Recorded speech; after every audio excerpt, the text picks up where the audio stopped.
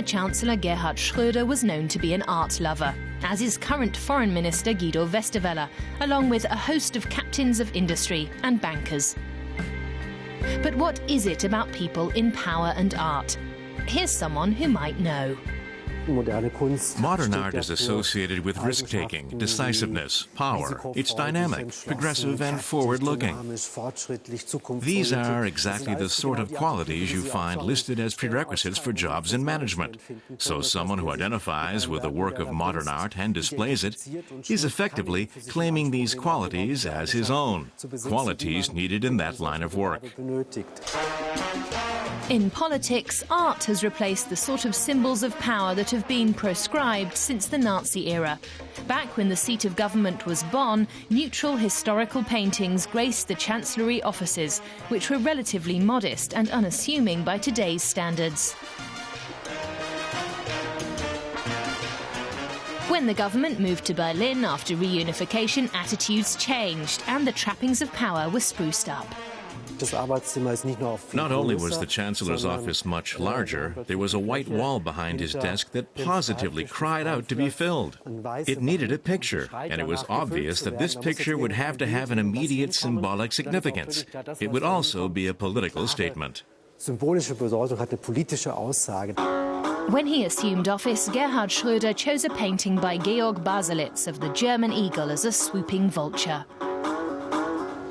What sort of an image was he conveying with this painting? Probably an image of himself as a bit of a beatnik, the '68 generation. Someone who always had a rakish, critical, and distant relationship with state authority. So adorning the office with a painting that mocks a symbol of state was quite fitting. Guido Westerwelle also likes to make out he's an art connoisseur and collector. The message he conveys is that he's unconventional.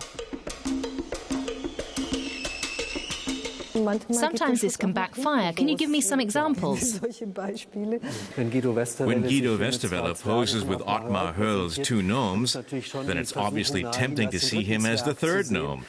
Moreover, the color yellow is obviously missing here, and that's what his party represents. So in a way, he's putting himself down.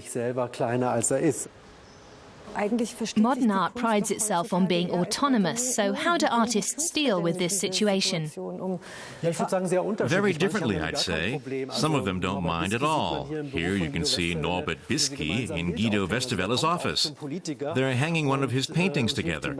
He actually came to the politician to help him hang the picture. Other artists prefer it the other way around.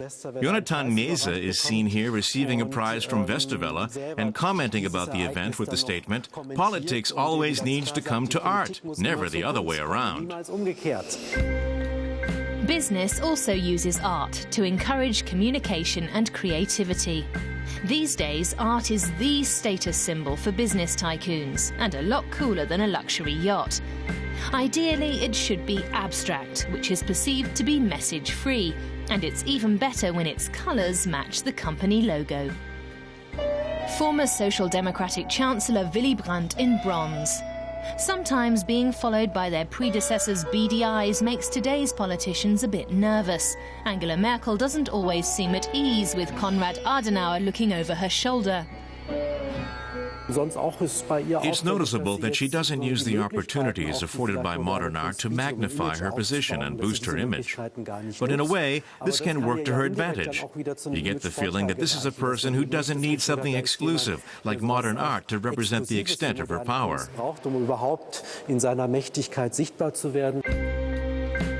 But one day, she too will be an oil painting gracing the walls of the Chancellery.